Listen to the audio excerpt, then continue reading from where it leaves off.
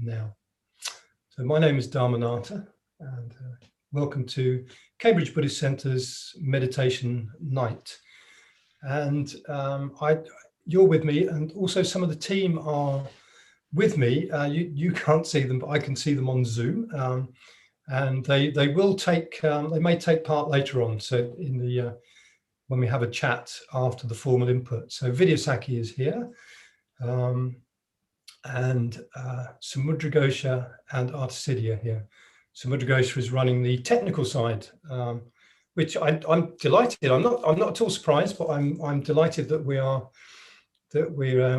went live on time, and we're still live, because I can see that up on my screen. I'm going to talk for about 15 minutes, and then we're going to meditate together. Tonight's meditation is the loving kindness meditation, the metta bhavana, and I'll say a little more about that later on. And after that, we'll have an opportunity. You'll have an opportunity to post any comments or questions you have on the chat function that you should have on YouTube, and we'll pick those questions up, and they'll be relayed to me by Samudra Ghosha. That's the plan anyway, and then we'll respond as best we can to any comments or questions you have. We're going to finish at 8 o'clock this evening. It's special evening this evening. It's our first time back for a while. I think we stopped early December was our last meditation night, and it's our first in the new year. So Happy New Year. And I'm also going to take the opportunity to introduce our new course, the 6-week meditation challenge, which starts this Saturday, and it runs for, well, I've sort of given that away a little, haven't I? It runs for 6 weeks, and each of those weeks, this meditation night will follow up on something we have been looking at on the course. Having said that, this meditation night remains open to anybody who turns up. You're all very welcome to come along, whether you're on the course or not.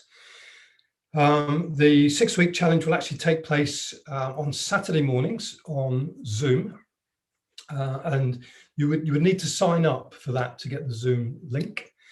And there is also a Monday morning meditation, which will be open to everybody, and you can sign up for that again on through the Buddhist Center website. This course is open to everybody. We'd be very happy to see somebody who's not meditated at all, but also if you already have a practice, we still think there's quite a bit on this course for you as well. And it's free. We're not charging. In fact, we're not charging for anything now, but we won't be charging for this course. The challenge of the 6-week challenge is to meditate for 5 days a week for 6 weeks, and that's one of the reasons we put these extra sessions in to help you and us with that, and to give you a real head start, a real kickstart for your meditation practice this year. And we're going to be looking at meditation essentials. So the idea, as well as kickstarting our practice, the idea is that we are going to build the best foundation we can for our practice. And if you already have a practice, maybe to revisit some of those foundations and make sure that they're still there. Because I think for me, it's quite easy to lose sight of some things that are absolutely essential to our meditation practice. Tonight, I thought I'd introduce the theme and sort of give us a peek at what we will be doing during the 6 weeks, the sort of thing we'll be doing on the course. And I thought that a good place to start might be to consider what meditation actually, what it is, because we probably all have a slightly different idea of what meditation practice is. We might define it differently. And I've had a stab at defining meditation. I think, keeping it really simple, I would describe it as noticing what our current experience is. Simple as that. Once we've noticed what our experience is, then we can start working with it in meditation. And I said it's simple. Of course, it isn't. It would be really simple to notice what our experience is if it weren't for our sort of slightly pesky minds. Our minds are really good at being anywhere other than here and now with our experience. The Buddha described our minds as monkey minds, swinging from branch to branch above us, out so slightly out of our reach. And it may be that even on a meditation night, we may be sat here and find ourselves thinking about what happened earlier today, or what happened yesterday or last week. And if we're not doing that, we often fast forward past the present into the future, and we start thinking about what we're going to do after the meditation night, what we're going to do tomorrow or next week or for the rest of this year. I hope you get the idea. And it can start to sound a bit grim and hopeless. And it can certainly be a bit frustrating sometimes to notice our minds going off in all these different directions. Here's a really useful thing, though. Here's a good thing. Wherever my mind goes to, my body tends to be right where I left it. My body remains here. Your bodies will be where you left them. They'll be in front of your screens. Well, I hope they will anyway, for at least the next 45 minutes. That's where you will find your body. And we can make use of this.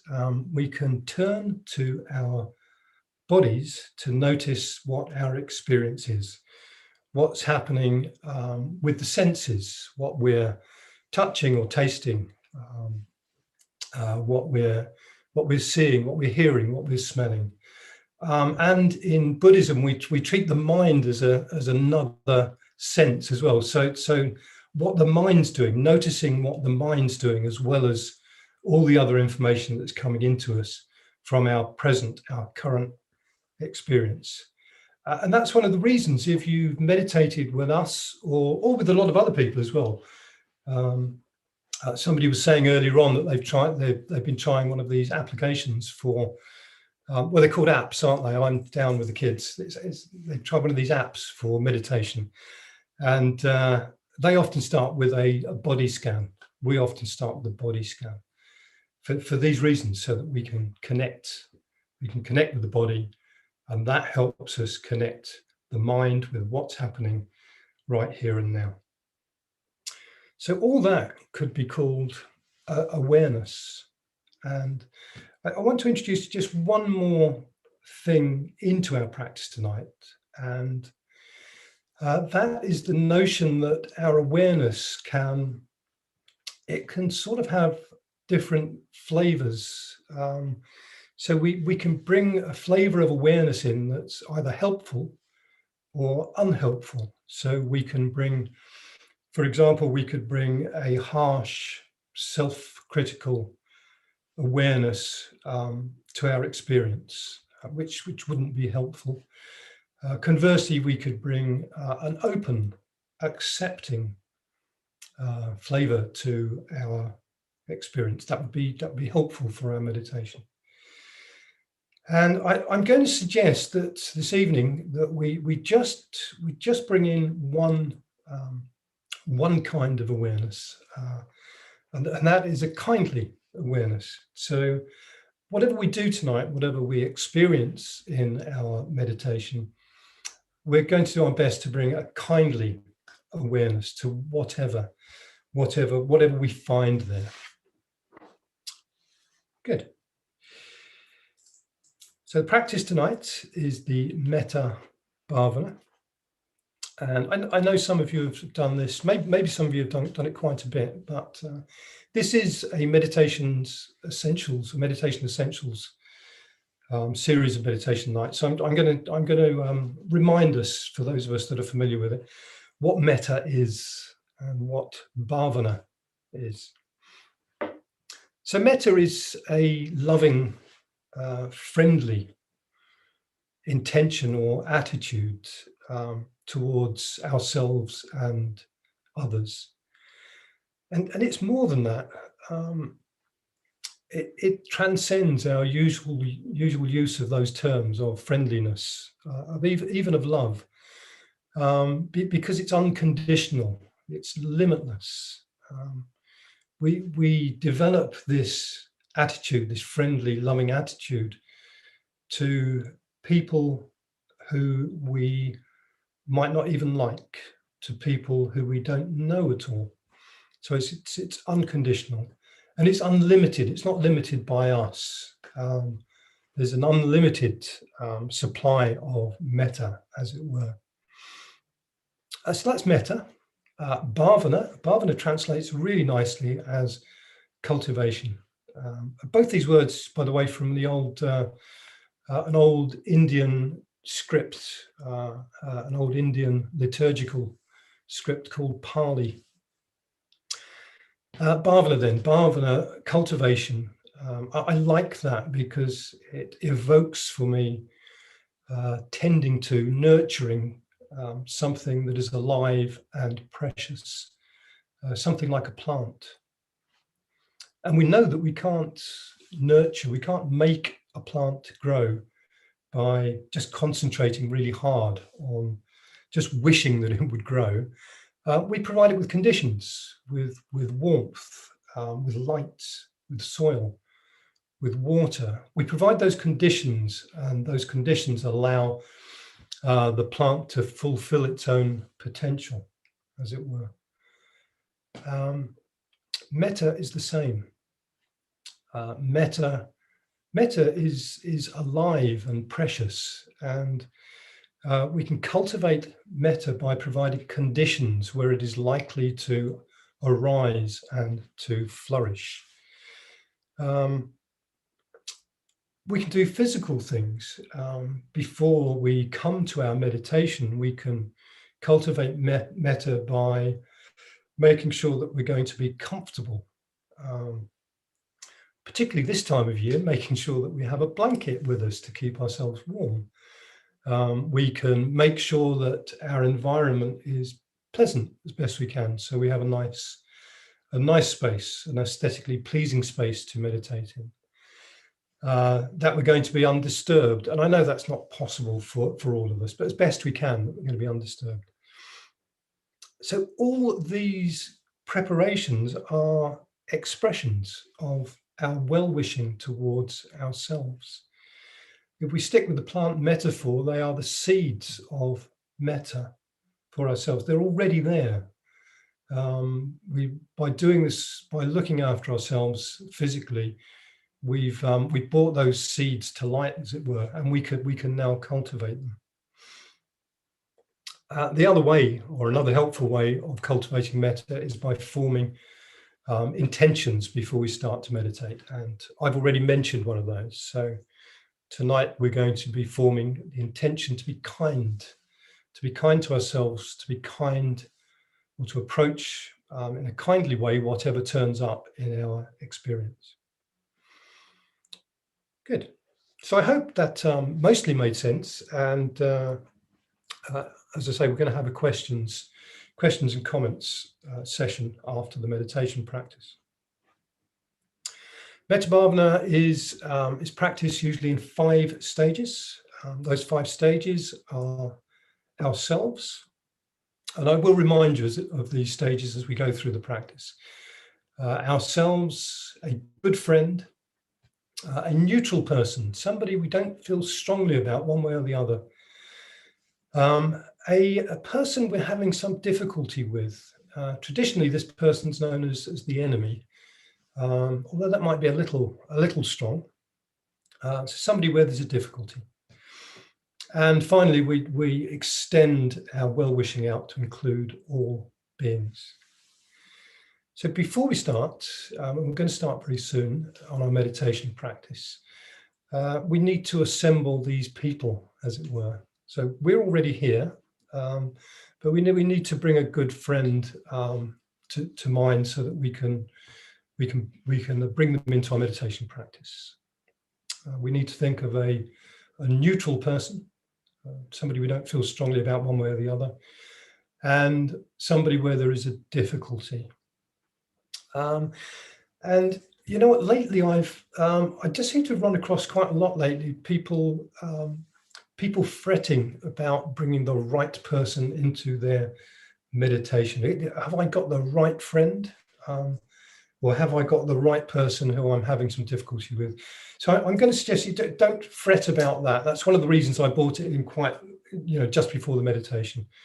I'm more inclined now to say, see who turns up, give it some thought, and don't worry about whether they're the right person or not. Great. Okay. So we'll meditate. To make yourselves comfortable. Perhaps remember what I was just saying about your preparations for meditation being an expression of your well-wishing, your metta towards yourself. So a nice, comfortable seat, cushion, chair, whatever you're using this evening. A blanket if you need it. You can always turn the lights down, all that sort of stuff. And also reminding ourselves that during this evening's practice, one of the things we're going to focus on is bringing a kindly awareness to our experience. And I'll remind us of that as we go through the practice.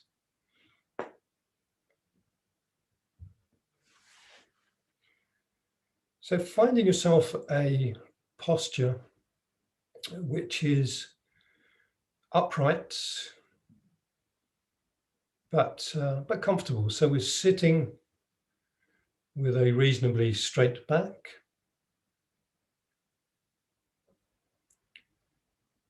We have a firm contact with the ground. So if you are sitting in a chair, consider placing your feet flat on the ground, providing us with as much stability as we can in our posture. The lower body supporting the upper body.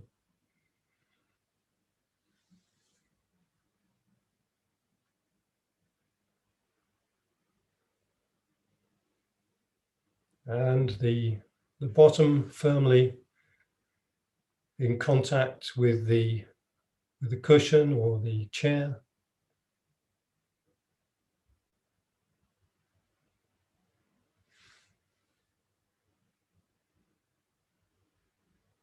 Finding some way of supporting the hands. So either folded in your lap or maybe resting on your thighs. If you have a blanket around you, it's sometimes handy to tuck your hands into the blanket so they're supported that way.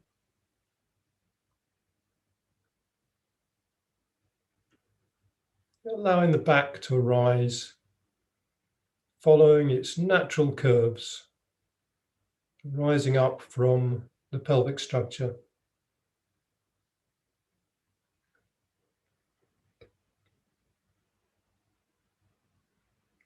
If you are in a chair, trying to find a way that allows your upper body to be supported by the lower body without leaning back against the chair as best you can.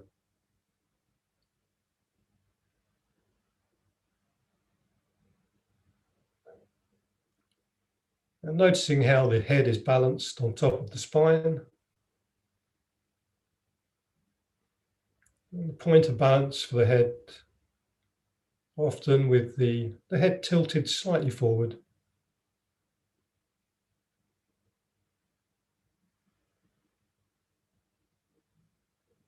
And if you haven't done so already, I'll invite you to close your eyes.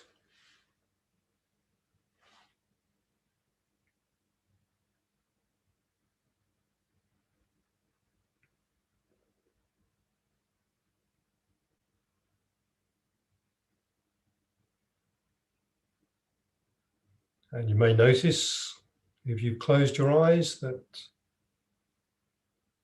you might become a little more aware of some of the other senses.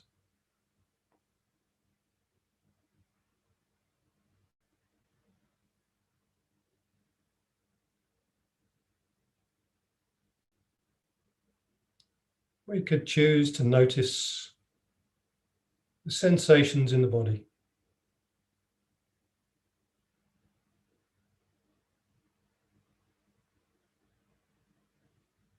Feeling what is present.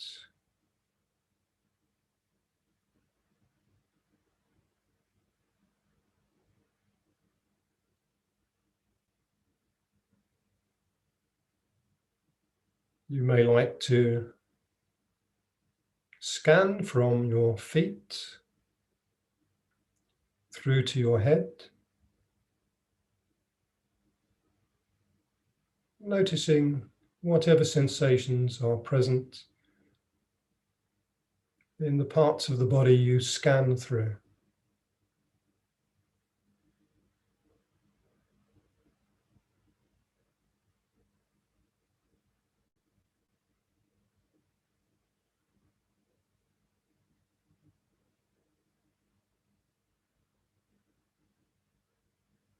Bringing a kindly attitude towards whatever you find in your experience. You may find pleasant sensations,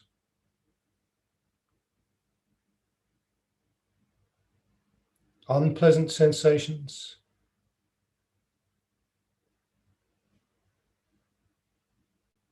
or maybe just neutral. Maybe there's nothing in particular going on in certain parts of the body.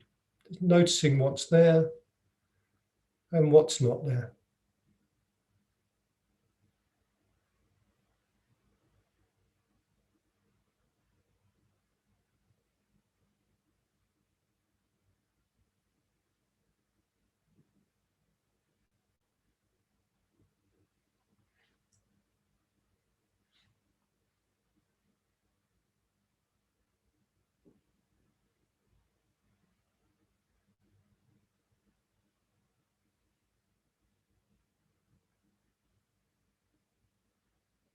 Perhaps a sense of finding some stillness in the body.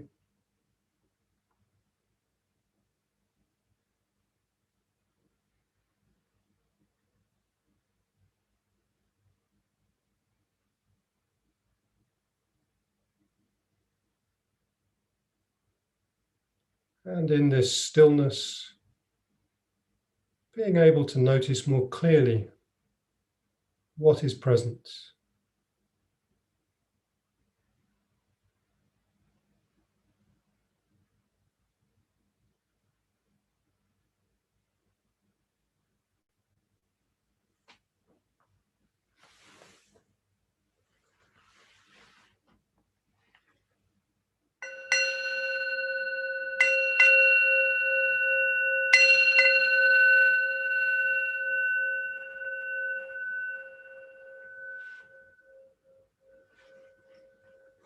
The metta bhavana, the cultivation of loving kindness.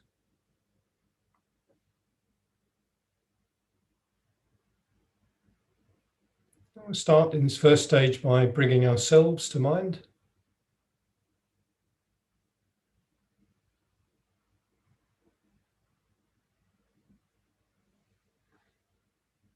And wishing ourselves well.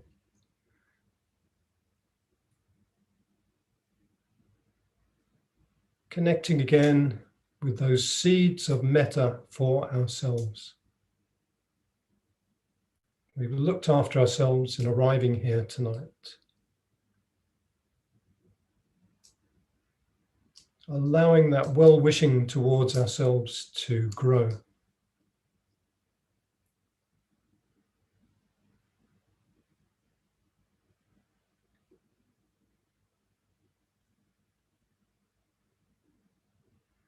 You may even find that there is some physical sensation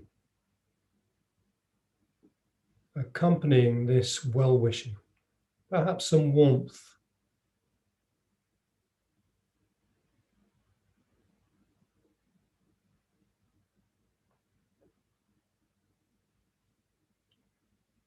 And we can, if we wish, use a traditional way of connecting with metta for ourselves. We can bring to mind phrases like, may I be well, may I be happy, may I be free from suffering.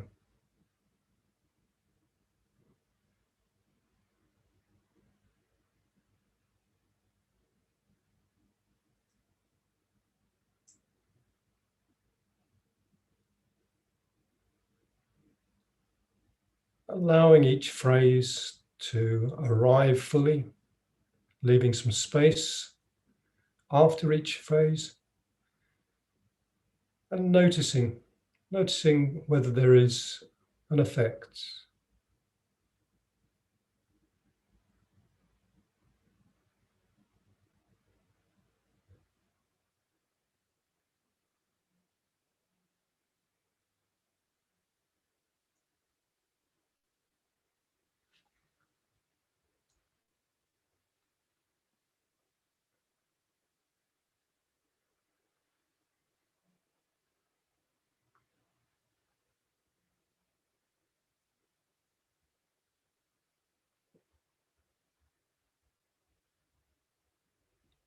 And it may be that we become distracted by a thought,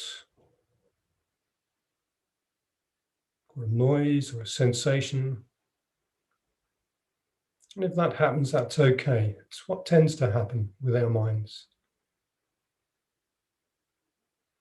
So approaching any distraction with a kindly attention, allowing it to be there. As best we can, not getting caught up in it. And returning to our intention to wish ourselves well.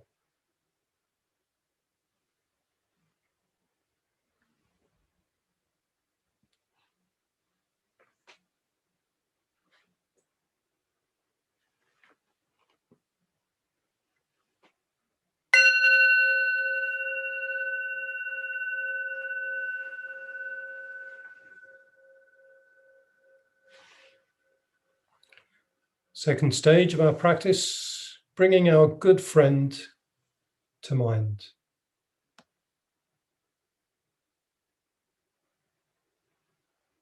So you may have your own way of doing this.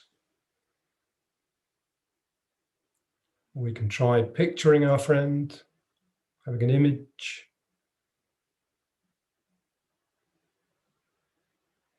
or a memory of being with our friends, being happy with them.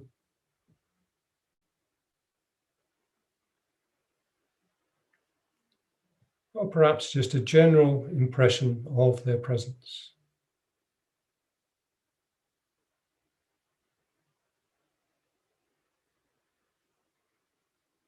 Noticing what happens when you bring your friend to mind.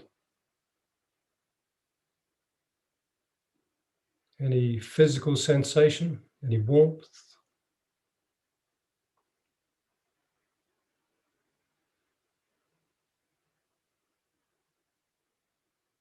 And if we do find that warmth, we could perhaps just allow that to grow.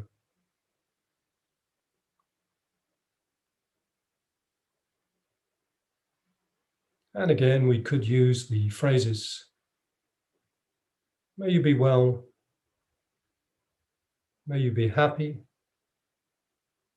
may you be free from suffering.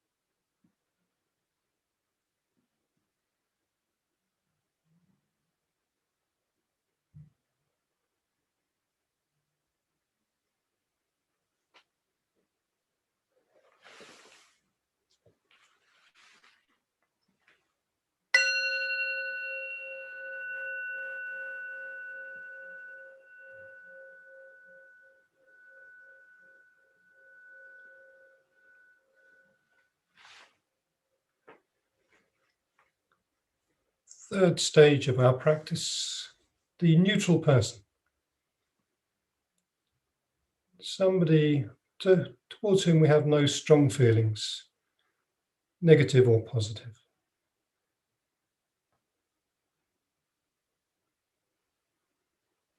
Bringing them to mind as best as we can.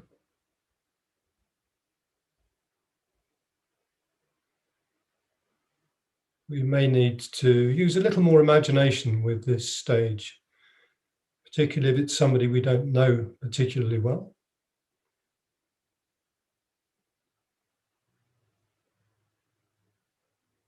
We could reflect that even though we may not know their circumstances, that we will share a lot with them, the shared humanity. They will want to be well and happy. They'll want to be loved and to love.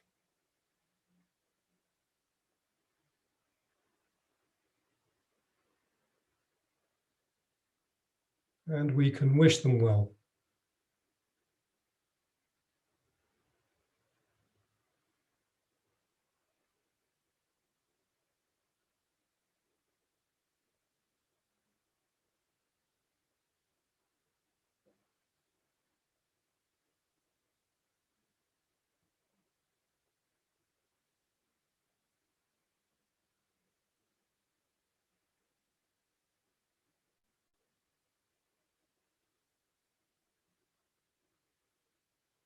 So may you be well, may you be happy, may you be free from suffering.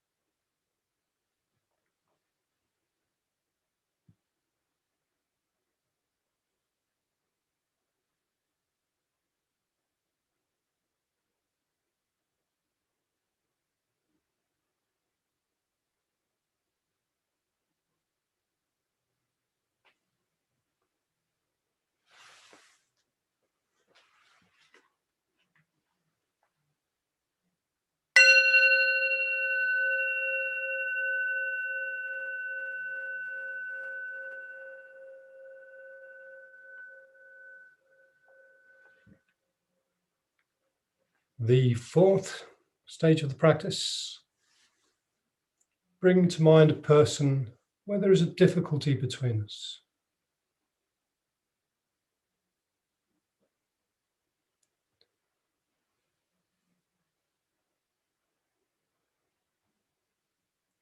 Bringing them to mind as best we can, perhaps bearing in mind that there is much more to them than whatever the difficulty there is between us.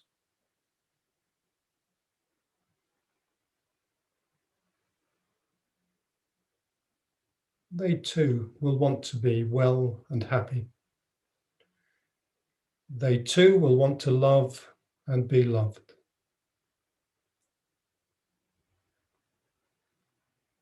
Those things are much bigger than whatever the difficulty is.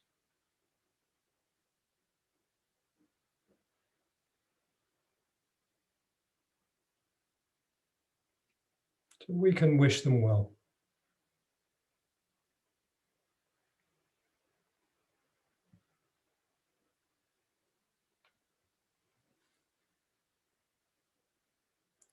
May you be well.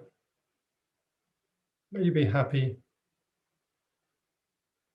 May you be free from suffering.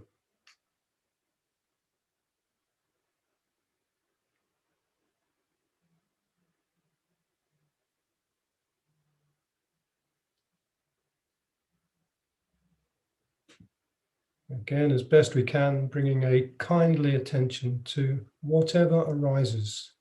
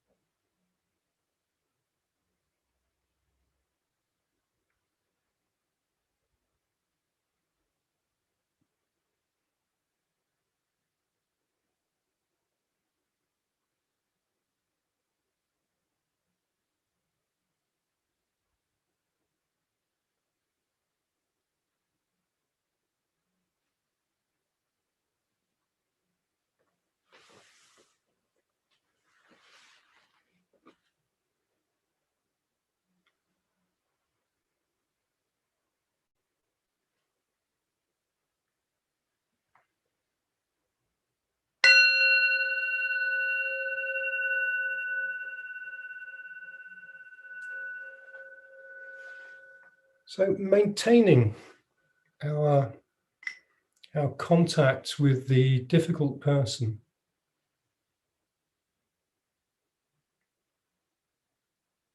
and bringing the other people we've already considered to mind as well. So ourselves, our good friend, and the neutral person, together with the person where there is a difficulty. Wishing them all well, equally, as best we can.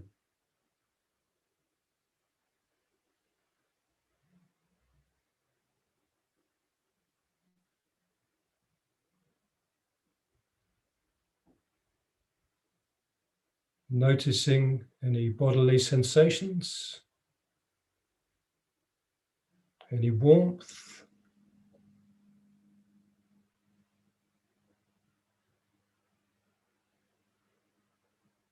allowing this metta, this well-wishing, to expand, to include more and more beings.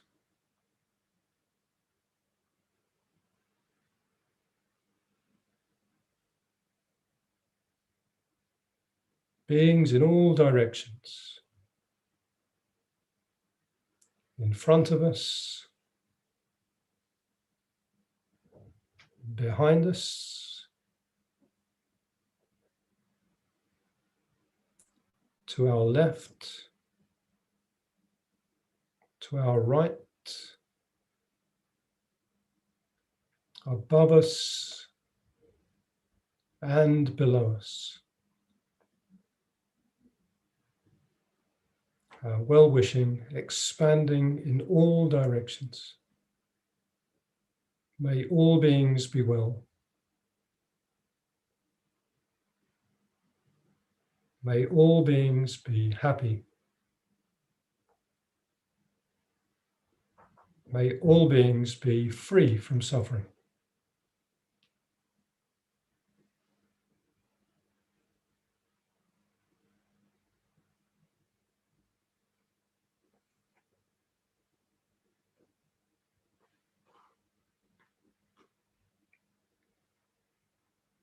And taking your time, and again, kindly, gently letting go of all effort.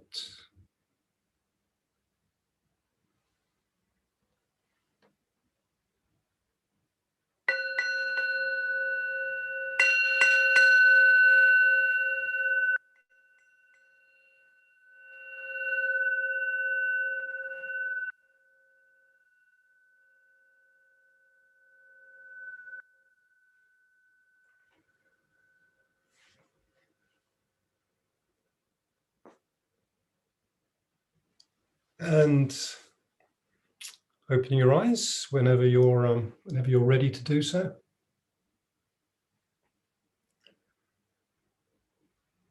And feel free to post in the chat any questions or comments that you have.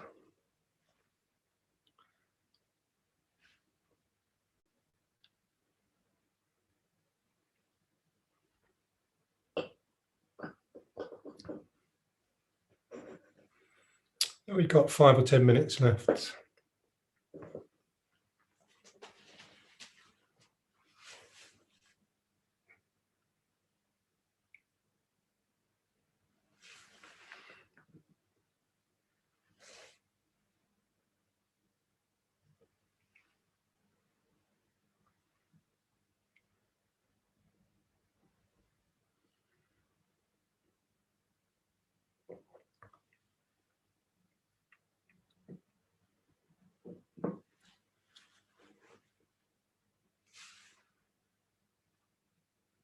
And if you don't have any questions, please do stay anyway, because we'll say a few things before we finish. We're saying thanks, thank you, and Nicola, feel very relaxed now. Great. I'm pleased to hear that. I do wonder sometimes people maybe sometimes people are too relaxed to ask any questions, and if that's the case, that's absolutely fine. I understand. Thank you. Laura's, I found myself coming up with many more phrases, such as "May you be fulfilled." Fantastic. Yeah, please. That's thank you for that, Laura, because we really don't want to constrain you in those, those terms. So with those are the traditional terms that I was using. If you have your own, that's great. Personalize the practice in that way. Yeah, may you be fulfilled. Yeah. I sometimes use may you find a path. Yeah, which I guess is on similar lines. Thanks. Jeanette's asking where the bell comes from. Who does the bell? I do the bell. Well, whoever's leading the meditation does the bell. I don't always do the bell, but I will. I'll grab it back. This is a Tibetan singing bowl.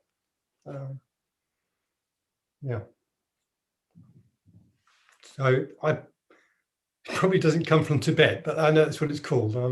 It comes from Cambridge, from a shop in Cambridge. Yeah. Selena says, I really enjoy the last section and normally make it longer when I practice at home. Thank you. Yeah, thanks. Yeah, thank you for that, Selena. Yes, yeah, I enjoy that as well. I enjoy that sense of expanding, and that was, I think most of you will have appreciated, that was a fairly short session. So I'm hoping if you haven't done the practice before, it gave you the flavour of it at least. Yeah. Sansha, that was lovely. I feel very calm. Good. Thank you.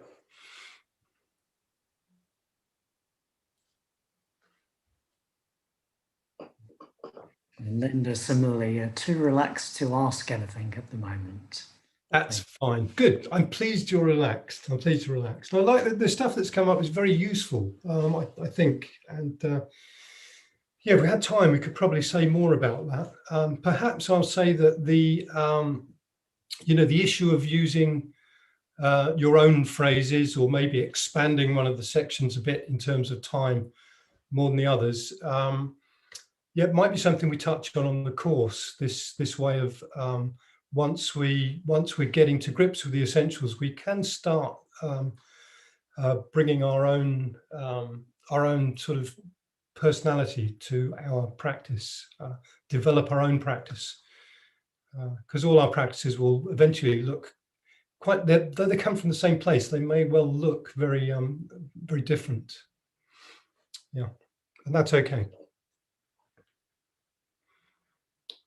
I think the metaphor that one of my friends uses when he teaches is that we sort of teach you the notes of the meditation, the notes and the scales, and then you can make your own tunes up. Yeah. There's nothing else at the moment, Dharmanatha? Okay, well, you can sit for a bit. Thank you. And we will let you know before we go what's going on next week. Or I would do if I'd asked before we started. Maybe we could just give the title for. Do you know what the title is for next week's? I don't know. Night.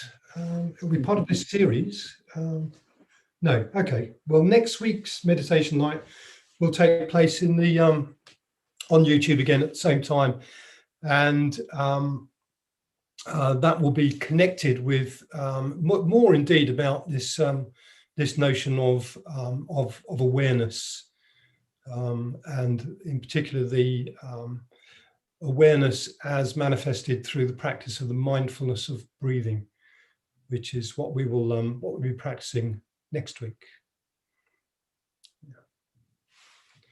I'll also mention that Samudra Ghosh is going to be posting some links, if he hasn't already, onto the chat. So a link for the course, I think. And also, I said during the when I was talking about the course, I said that it was free, and it is free.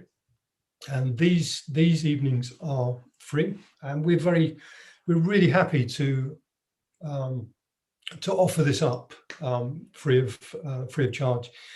And of course, we do have a Buddhist center, which hopefully all of you will see one day in the future again. And we do have sort of running costs, so we are grateful for any donations you may wish to make, but please don't feel obliged to do that. If you feel you'd like to support what we're doing, then we'd be grateful for that. And Samudra Ghosh will post a link so that you can give if you wish. And we still have 5 minutes or so if anybody's left and has any questions or comments, either about tonight's practice or the course that's coming up.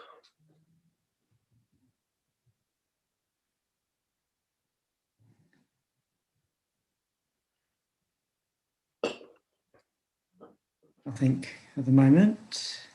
Okay. There's Jeanette's asking about the bell. When we do this ourselves, do we just do the 5 sections with whatever time that ends up, or are there timers we use for the sections, or an app that does it and the bells? All of those, yes. Yeah, there are some very good little apps about which will give you bells. Particularly if you're new to the practice, we'd probably suggest that you. One thing is that you don't try and meditate for too long. Don't make it a painful experience, as it were.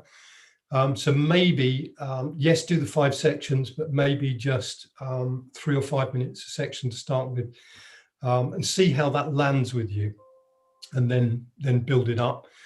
I'm not particularly advanced technologically, so I'm not sure what these apps are called, but there are. If you just go onto the interweb thing and put in meditation timer, it will throw up lots of hits for you.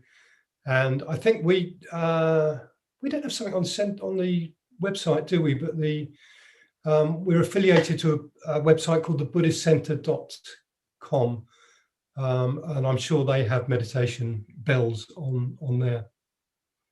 Yeah.